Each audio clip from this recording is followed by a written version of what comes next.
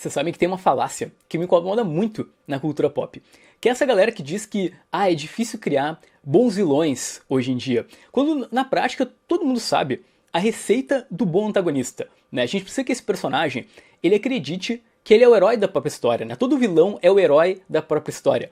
Então, nem que seja por um mísero segundo, ele precisa te enganar como leitor pra tu acreditar que ele tá certo. E se tu parar pra pensar, a cultura pop já nos deu bons exemplos disso, né? Recentemente a gente teve, por exemplo, o Thanos, o Killmonger, o Alan Moore, lá nos anos 80, nos deu Ozymandias, e os anos 90 nos deram Rob Liefeld. Então, essa semana, a galera do Social Comics postou uma coluna no site deles chamada Me Julguem, estou aqui para defender Rob Liefeld, e ela é assinada pelo Roberto Sadowski. Você pode até não gostar do cara, mas é inegável que ele faz muita gente nova comprar gibis. Nunca vi um criador de histórias em quadrinhos apanhar tanto quanto Rob Liefeld. O Sadowski ele faz uma espécie de retomada, né, da carreira do Rob Liefeld, né? Ele traz alguns momentos bem marcantes, né? Tanto momentos mais de zoeira, né, como por exemplo aqui o Capitão América, né, que a gente desconstruiu aqui no canal há algumas semanas, quanto mesmo o sucesso dele, né, como ele conseguiu fazer para vender gibis. Ele traz um ponto que eu acho muito legal. Isso aqui é um clássico. Ó.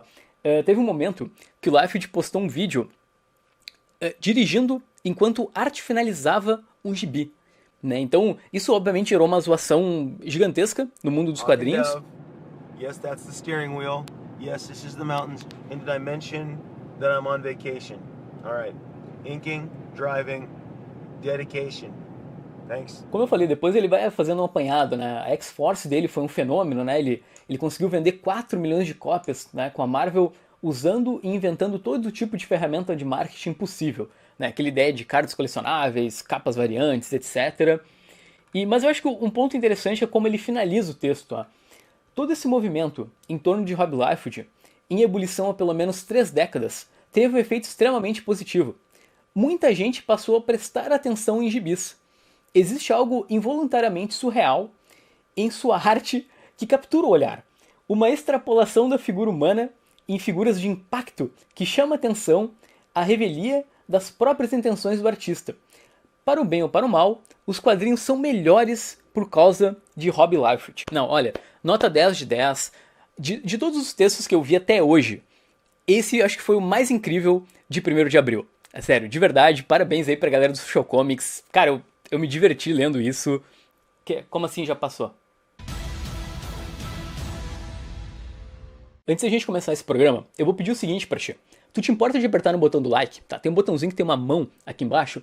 E cada clicada no like, a gente aumenta a ração pra gato dos funcionários aqui do Dois Quadrinhos News. A gente começa com a imagem da semana, que é uma imagem polêmica, tá? Uma imagem pra chocar os lombadeiros. Ela é uma charge do Eduardo Arruda, do jornal O Globo, que ele fez uma crítica muito precisa. A gente tem um review de um livro, né, desses típicos que tem em site da Amazon, por exemplo, e aí no primeiro quadro a gente tem o cliente dizendo que chegou no prazo, né, o segundo diz que veio muito bem embalado, e no terceiro ele vai falar bem do preço, né, e vocês podem ver que nas mãos dele são só livros tipo, sei lá, O Alienista, livros que daria para ter todo um debate, né, uma discussão, mas ele para pra meio que falar do produto em si. Galera, que charge sensacional. Eu acho que ela é legal porque a gente pode estender um pouco ela. Porque a gente pode pensar em preocupações com a lombada, com, sei lá, ter um verniz super ultra elaborado. Quando eu digo, a ideia da gente ler é discutir o conteúdo, né? Essas histórias, elas nos definem, elas nos transformam. E às vezes a gente está muito mais preocupado com, sei lá, olha só como chegou o produto, olha que bom que ele chegou rápido, olha o preço que eu paguei. Quando na verdade seria muito mais legal a gente estar debatendo o que tem dentro da história. Né? Claro que uma coisa não exclui a outra, mas eu acho que é uma discussão interessante pra gente ter. É uma discussão importante. Uma das minhas ideias criando o Catarse do canal foi justamente montar um clube de leitura. E eu fico orgulhoso que nas recompensas lá do catarse.me/2quadrinhos, a maior e com mais adeptos é o clube de leitura. Tá? Tem mais de 50 pessoas que pegaram essa recompensa, né? Então tá sendo uma experiência bem legal, assim, falar do que a gente tá lendo. Né? E não só ficar no, beleza, eu li, olha só que legal, tá bonito na estante, e era isso. E ainda falando em Catarse, deixa eu comentar as pré-vendas que começaram essa semana. Primeiro a gente tem ali a Editora Heróica, com mais um volume do Rocketeer. No caso, especificamente essa publicação, ela saiu em 2011 pela IDW, e é um especial do personagem com vários nomes famosos dos quadrinhos trabalhando em histórias curtas. Então tu tem, sei lá, Mark Waid, John Cassaday, Jeff Darrow, Darwin Cook, tem até Bruce Timm. Eu dei uma olhada no Goodreads e as notas são muito boas, sabe? Parece ser uma leitura legal pra quem curte o personagem.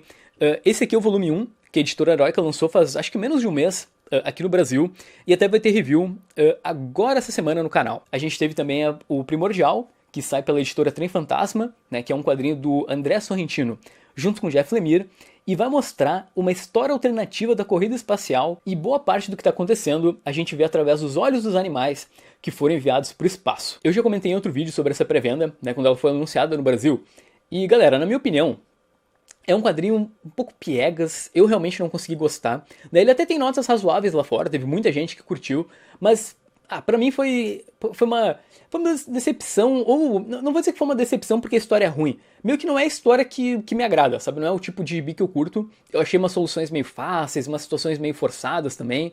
Mas é isso, eu acho que pra quem curte algo um pouco mais coração, vai gostar dessa história. A arte original da Morte do Superman é vendida por $200 mil.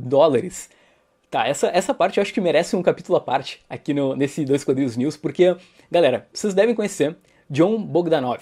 Esse foi um desenhista icônico ali dos anos 90, né? Ele teve como seu grande trabalho justamente a participação na Morte do Superman.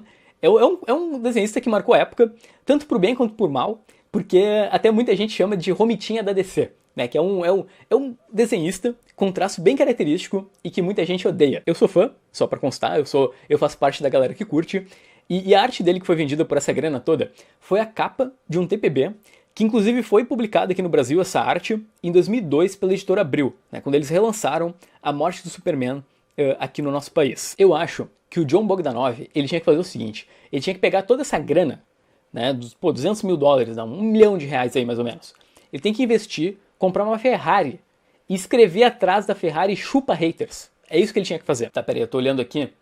Acho que não vai dar pra comprar a Ferrari não, né, galera? Não tá muito no preço, não. Eu coloquei essa notícia na pauta um pouco pela curiosidade, né, porque ele é um cara que realmente divide opiniões, né, então, uma arte do cara ser vendida por essa grana. Mas, ao mesmo tempo, porque esse ano, a Morte do Superman completa 30 anos, né, desde a publicação lá nos anos 90.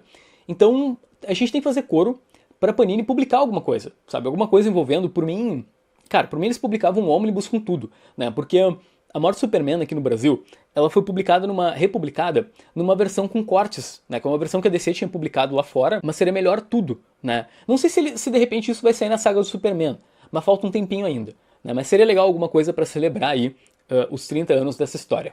Outra notícia que chamou a atenção dos leitores essa semana foi a matéria do Polygon, que é um site muito legal de cultura pop que basicamente destrinchou a ideia do mutante ômega. Se você não tá sabendo, na fase mais recente dos X-Men, os mutantes ômega, eles voltaram a ser debatidos, porque o Hickman, ele incluiu todo um mini gráfico aqui no canto, explicando quais são os 14 mutantes ômega e como eles são importantes para a nação de Krakoa. Mas o interessante da matéria do Polygon é que cada autor, né, o Al Ewing e toda a galera, comenta um pouco sobre o que eles acham sobre essa classificação, né? Se isso é realmente importante, porque para nós fãs é legal isso, sabe? Muita gente gosta de, beleza, o Magneto é mais forte que o Xavier? Quem ganha, sei lá, de quem numa luta, né? Teve Vingadores vs X-Men, né? Um evento inteiro da Marvel baseado em lutinha, que é pra fazer o nerd feliz. E olha só que legal, o Al Ewing, ele disse que ter uma lista é bom, porque isso faz com que todos os criadores, eles estejam, vamos dizer assim, na mesma página, né? Que eles consigam se comunicar e ter um parâmetro para manter uma lógica entre as histórias.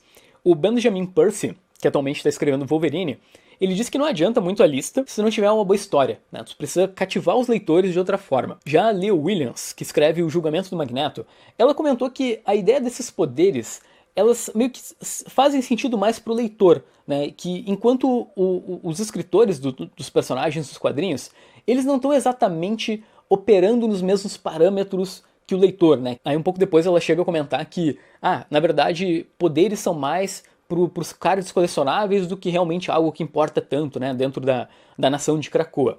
E isso, inclusive, segundo a matéria, é um pensamento geral ali entre os escritores da linha mutante. A minha opinião, eu fiquei um pouco dividido com essas entrevistas, porque elas até causaram um burburinho lá fora, principalmente pela parte de falar que, beleza, olha só, isso vale mais para os leitores do que para a gente que está escrevendo, né? Então ficou esquisito, porque pensa que o Jonathan Hickman, ele começou essa fase, ele concebeu a fase toda nessa nova fase, né, dos personagens, e de repente o que ele escreveu, o que ele definiu, já não é tão relevante assim, né? Porque isso é mais para os fãs, né? E para mim não faz muito sentido, porque como é que tu estabelece uma coisa e aí depois tu diz que isso não precisa ser tão levado a sério, né?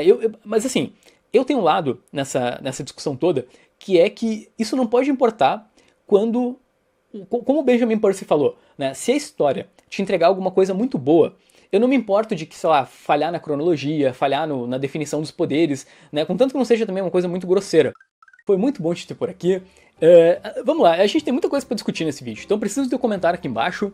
Primeiro, Rob Liefeld é herói ou é vilão? O que tu acha? E ainda, tu concorda comigo que aos poucos parece que a discussão sobre quadrinhos vai se esvaziando e as pessoas se preocupam com muitas outras coisas que estão, vamos dizer assim, ao redor da leitura do que com o conteúdo em si, né? Cara, isso me deixa muito triste, de verdade.